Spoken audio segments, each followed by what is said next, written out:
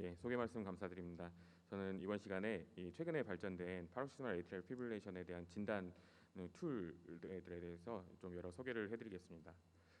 심방세동은 이제 부정맥 중에 가장 흔한 부정맥이죠. 그래서 사람이 태어나서 죽을 때까지 심방세동을 한 번 이상 진단받을 확률이 예전에는 이제 뭐 4명 중에 1명이라고 얘기를 해왔다가 최근에 ESG 가이드라인에서는 3명 중에 1명이라고까지 얘기를 할 정도로 아주 흔한 부정맥입니다.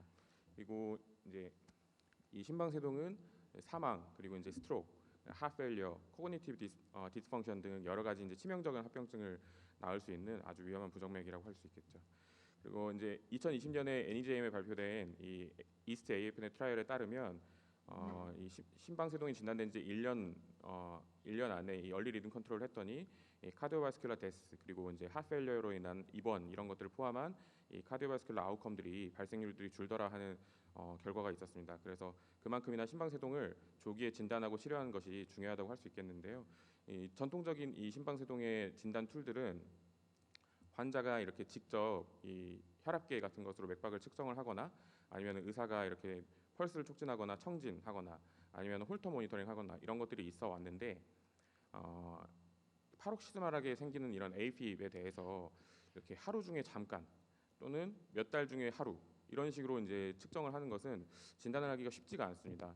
그렇다고 해서 이 심전도 리듬을 다 하루 종일 얻고자 이 임플란터블 카디악 모니터를 이렇게 몸 안에 삽입하는 것은 여러 가지 코스트 이펙티브니스나 아니면은 여러 가지 이제 뭐 우리나라에 한해서 이제 급여 이런 것들이 문제가 있기 때문에 좀 쉽지 않습니다.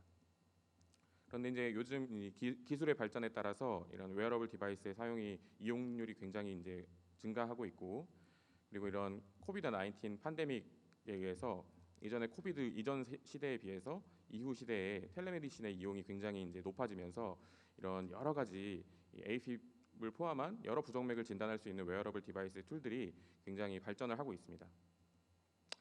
그리고 이제 서브클리니컬 AFib 얘기를 또 안 할 수 없는데요. 최근에 이제 페이스메이커 등의 이제 카디악 임플란터블 일렉트로닉 디바이스와 웨어러블 디바이스 이런 것들이 이용률이 굉장히 높아지면서 이 증상은 없지만 이런 일렉트로닉 디바이스에 이 기록이 되는 이런 AFib나 에이트리얼 플러터 같은 에이트리얼 하이 레이트 에피소드들을 이제 서브클리니컬 AFib이라고 부르는데요.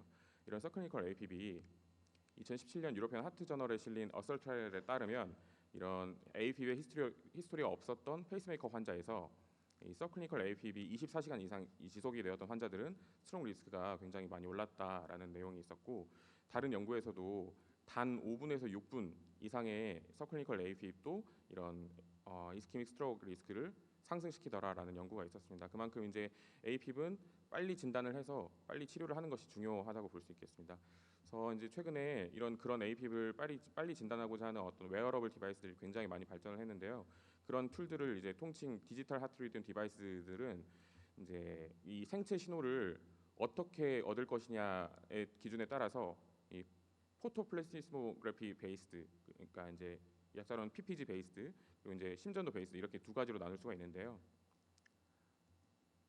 PPG 베이스드는 이제 우리가 이제 흔히 사용하는 그 산소 포화도 기계처럼 이 빛을 투과시켜서 반사되는 빛을 센싱을 해서 그 이제 센싱을 하는 걸로 이 티슈 블러드 볼륨의 변화를 알아낼 수 있어서 그런 식으로 이제 펄스 웨이브폼을 확인할 수 있는 그런 장비고요.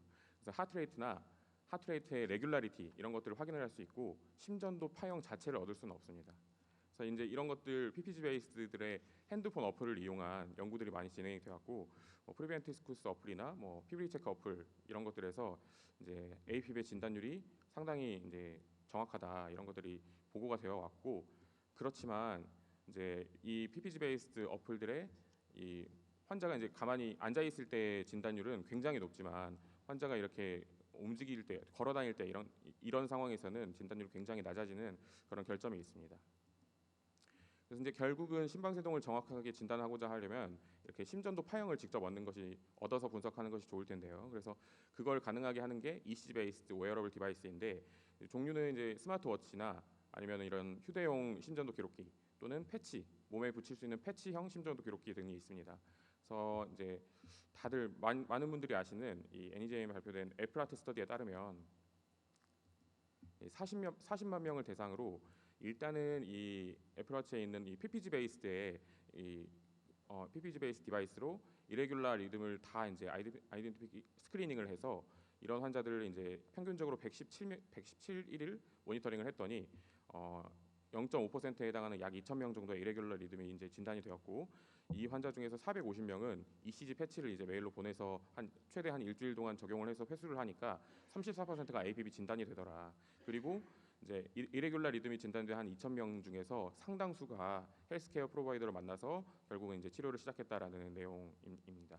그리고 이제 2018년 자마에 실린 이 엠스탑스 트라이얼에 따르면 이제 우리나라에 들어와 있지 않은 지오 패치라는 ECG 패치인데요. 그래서 이런 걸 이용해서 모니터링군은 초반에 2주간 이 ECG 패치를 적용하고 그다음에 4개월 후에 또 2주간 적용을 해서 이 모니터링을 하지 않는 군과 이 아웃컴을 4개월 이 시점에서 비교를 했더니 모니터링군에서는 3.9%가 APB 진단이 되었고 모니터링을 하지 않은 군에서 0.9%가 진단이 되어서 약 4배 가량의 심방세동 진단율의 차이가 있었고, 그다음에 오랄 안티코아귤런트를 시작한 비율도 100명 중에서 1년에 5.7명 대 3.7명으로 차이가 좀 있었고, 그다음에 카디올로지 아웃페이션트를 방문한 이 횟수도 상당히 차이가 났다라는 고무적인 결과가 있었고, 그리고 이제 초반 2주 동안 심방세동이 진단되지 않았지만 나중에 2주 동안 심방세동이 새로이 진단된 환자들도 상당수 대략 한 100명 중에 한 30% 정도가 있을 정도로 상당히 많아서 이 웨어러블 디바이스를 착용하는 이 듀레이션과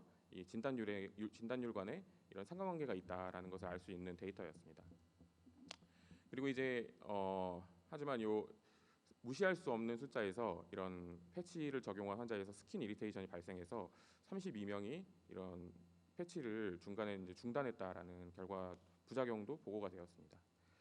우리나라에서 사용할 수 있는 이런 웨어러블 ECG 베이스드 웨어러블 디바이스는 얼라이브 코어나 ER2000처럼 이런 휴대용 ECG 기록기도 있고 또는 여러 가지 이제 스마트워치 그리고 이제 여러 가지 패치들이 있는데, 이런 패치들은 뭐 각자의 제품마다 이제 뭐 무게도 다르고 뭐 작용 시간도 좀 다르고, 그러니까 모니터링 할 수 있는 듀레이션도 다르고 또는 뭐 리얼타임 모니터링 가능한지 여부도 다르고 뭐 여러 가지가 이제 다릅니다. 그래서 용도에 맞게 사용을 할 수 있겠는데, 우리 병원에서는 그 11일간 심전도를 얻을 수 있는 AT 패치를 외래 베이스로 사용을 하고 있고, 그다음에 이제 72시간 동안 최장 72시간 동안 리얼타임으로 모니터링을 할 수 있는 하이카디 제품을 병동에서 좀 시험을 해보고 있습니다.